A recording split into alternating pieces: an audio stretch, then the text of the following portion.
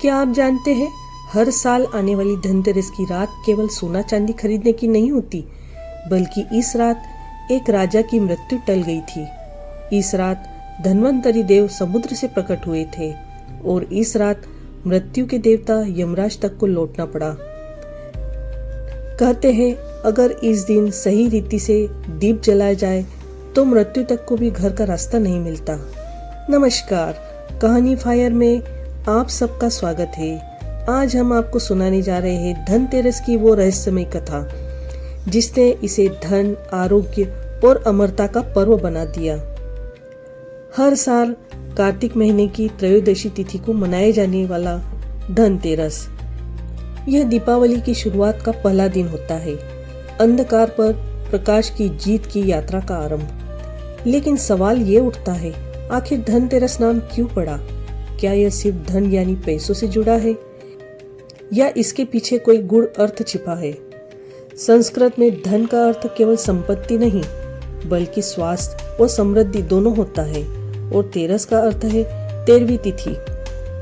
इस दिन समुद्र मंथन से प्रकट हुए थे भगवान धन्वंतरी, जो देवताओं के वैद्य माने जाते हैं। इसलिए इसे कहा गया है धन्वंतरी त्रयोदशी, जो समय के साथ धनतेरस बन गया। कहते हैं, एक समय देवता और असुर दोनों अमृत पाने की चाह में मिलकर समुद्र मंथन कर रहे थे।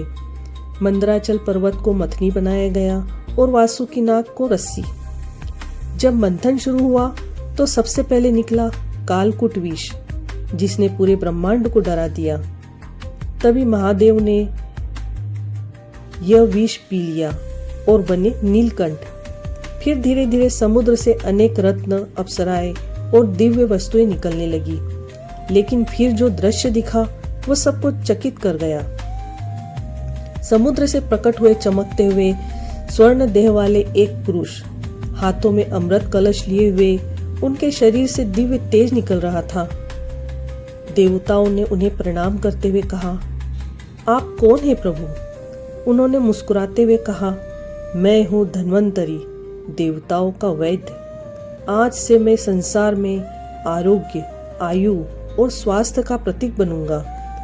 और तभी से यह दिन आरोग्य के देवता धन्वंतरी के जन्मदिन के रूप में मनाया जाने लगा। इस दिन धन्वंतरी की पूजा करने से रोगों का नाश होता है और जीवन में स्वास्थ्य का प्रकाश फैलता है। लेकिन धनतेरस की एक और कथा है जो सबसे रहस्यमय और चमत्कारी मानी जाती है। बहुत समय पहले एक राजा हुआ करते थे, राजा हेम। उनका राज्य समृद्ध, प्रजा सुखी और राज्य में कोई कमी नहीं थी। किंतु एक दिन राजमहल के ज्योतिष ने बताया कि महाराज, आपके पुत्र की आयु बहुत कम है। वह विवाह के चौथे दिन ही सर्पदंश से मृत्यु को प्राप्त होगा। यह सुनते ही महल में सन्नाटा छा गया। राजा ने देवताओं से प्रार्थना की, यज्ञ किए, उपाय किए, परंतु नियति को कौन रोक सकता है? वक्त बीता, राजकुमार बड़ा हुआ। वह रूपवान, बुद्धिमान और धर्म प्रिय था। जब उसका विवाह हुआ तो पूरा राज्य उल्लास से डूब गया, परंतु राजा और रानी के दिल में भय समाया हुआ था, क्योंकि वे जानते थे कि चौथे दिन यमराज आने वाले हैं। विवाह के चौथे दिन की रात राजकुमार और उसकी नवविवाहिता पत्नी अपने कक्ष में बैठे थे। पत्नी को राजा की यह भविष्यवाणी मालूम थी। वह मन ही मन यमराज से अपने पति की आयु की भीख मांग रही थी। तभी रात के अंधेरे में चारों ओर हल्की हवा चली और कमरे में एक चमकदार प्रकाश फैला। दरवाजे के बाहर स्वयं यमराज खड़े थे। उनके हाथ में था मृत्यु का दूत और आंखों में थी नियति की कठोरता। पत्नी ने तुरंत एक उपाय सोचा। उसने अपने पति को गहरी नींद में सुलाया, फिर घर के द्वार पर सोने चांदी के गहनों का ढेर लगा दिया। दीपक जलाकर घर को रोशनी से भर दिया। चारों ओर इतनी चमक थी कि यमराज के दूत की आंखें चौधिया गई।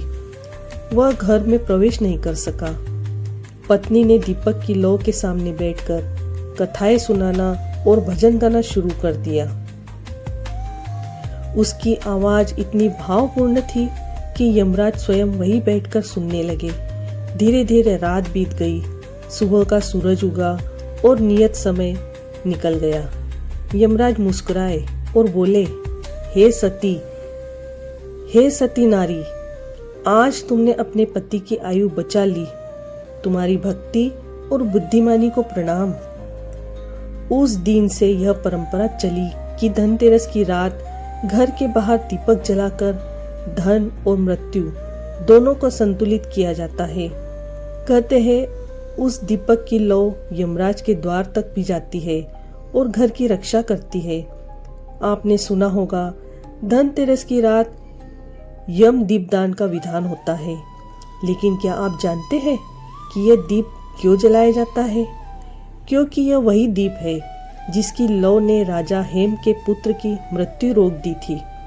इसलिए इस दिन स्त्रियां घर के बाहर दक्षिण दिशा की ओर एक छोटा सा दीपक जलाती है और कहती है, हे यमराज, यह दीप आपके नाम का है, इसे स्वीकार कर हमारे घर की रक्षा करे।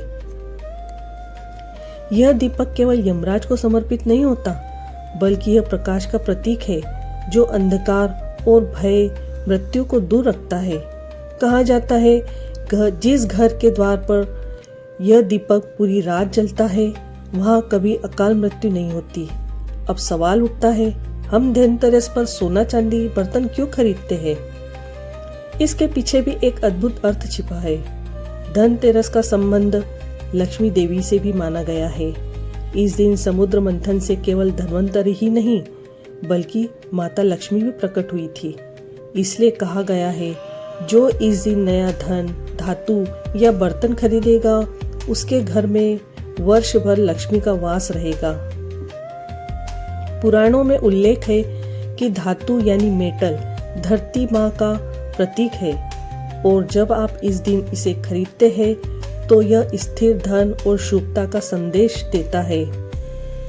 इसलिए आज भी लोग इस दिन तांबे, चांदी या सोने के बर्तन खरीदते हैं।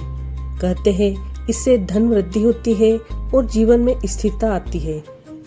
धनतेरस की संध्या को घर की सफाई कर दरवाजे पर लक्ष्मी गणेश की आकृति बनाई जाती है। दीपक में घी या तेल डालकर जलाया जाता है।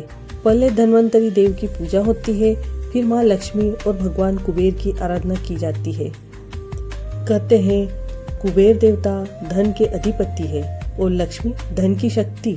जब दोनों की संयुक्त पूजा की जाती है तो जीवन में न केवल धन बल्कि समृद्धि और स्वास्थ्य दोनों आते हैं। धनतेरस केवल सोने चांदी का पर्व नहीं है, यह हमें एक गहरा जीवन संदेश देता है। सच्चा धन क्या है?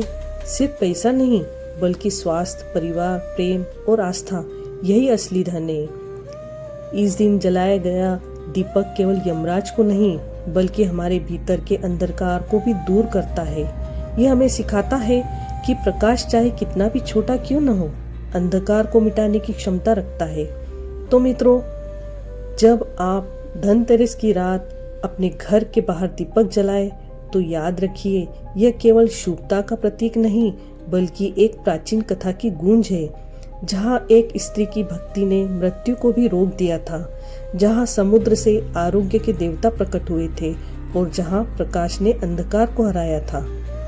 धनतेरस का असली अर्थ है धन यानी जीवन की समृद्धि और तेरस यानी बुराइयों से मुक्त 13 गुणों की प्राप्ति।